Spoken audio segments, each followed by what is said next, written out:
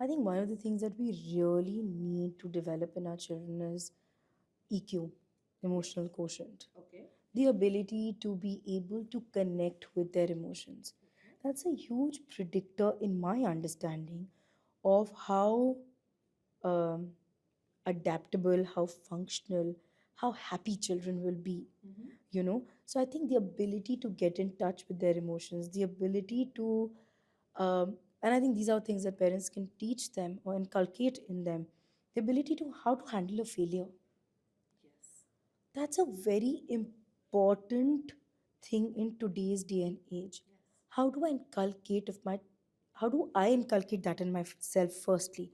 How do I take in a failure? And how can I inculcate that in my child? Because we're in a very competitive world, Kavita, extremely competitive. So for a child to have that extra edge, it is very important for them to know how I can bounce back. Taken the failure, how can I bounce back? And for that, they need to be in touch with their emotions. And that is a great predictor of healthier minds of children and adolescents, and thereby moving to young adult space. Right. So, how important is it for a child to be able to come back and tell their parents, I failed? Very important. And this is another thing that lighthouse parenting does. And if you follow that paradigm, it does do that. If your child comes back and says that, okay, I goofed up, I broke it, I, did this, it's your reaction in that moment which is very important. If you get judgmental, you've taught your kid also that it's not okay to make mistakes. I'm not allowing you to make mistakes. The child imbibes, I'm not allowed to make mistakes. I cannot make mistakes. If I make mistakes, I'm not good enough. That's not what you want to want children to grow up with. So if they come to you having goofed up, take a breath, take a step back, because sometimes you don't know how to cope with that, and it's very instinctual. You want to say, told you so, but don't refrain from trying to say that. Though you may be right as a parent, because you do have more experience, and I value that, knowledge that parents might have.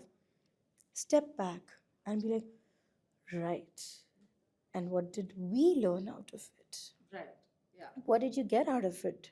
Like, not get as in what did you get doing that, but what did you learn? And how is it that we can avoid to do that, from here on? You know, okay, is there a skill that you feel you require to be able to overcome this space? This is secondary conversation. First is, I'm here. Correct. And how important is tonality and body language while you're saying all this to your child?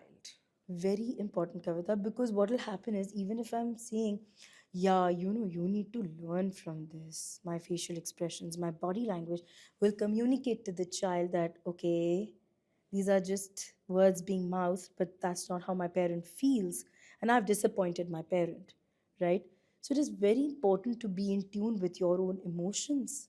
It is, and if you're feeling a certain way, take a step back. It's okay. Like I said, at sometimes, in this world, we're gobsmacked with a lot of things that might come our way, and you're like, oh gosh, I don't know how to cope with this as a parent because my parents never had to deal with that. Take a break. Be like, beta, I understand.